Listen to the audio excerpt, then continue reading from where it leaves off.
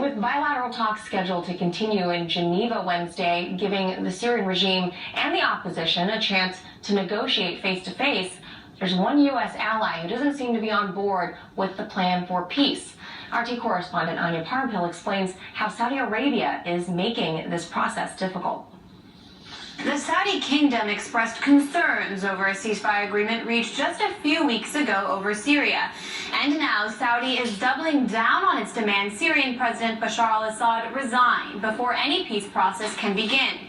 On Saturday, Saudi Foreign Minister Abdel al-Jubeir declared Assad has to leave at the beginning of the process and shift power to a transitional body if a resolution is to be taken seriously. The fragile peace agreement brokered between the U.S. and Russia just last month left the question of Assad's fate open.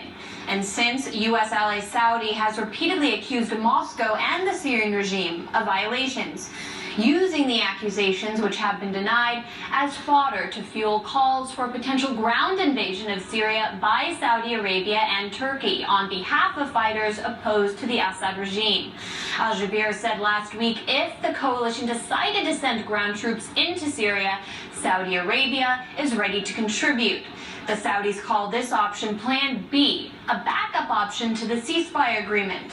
However, Syrian officials described it as a delusion in the mind of the Saudi regime.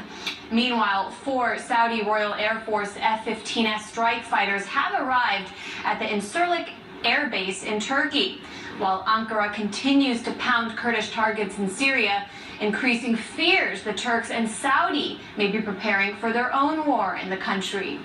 The F-15S strike fighter, also known as the McDonnell Douglas F-15E Strike Eagle, is a multi-role striker produced by American manufacturer Boeing.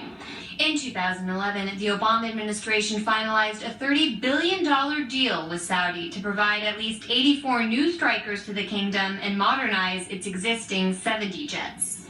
Jets which are slowly edging towards Syrian skies. In Washington, Anya Parampil, RT.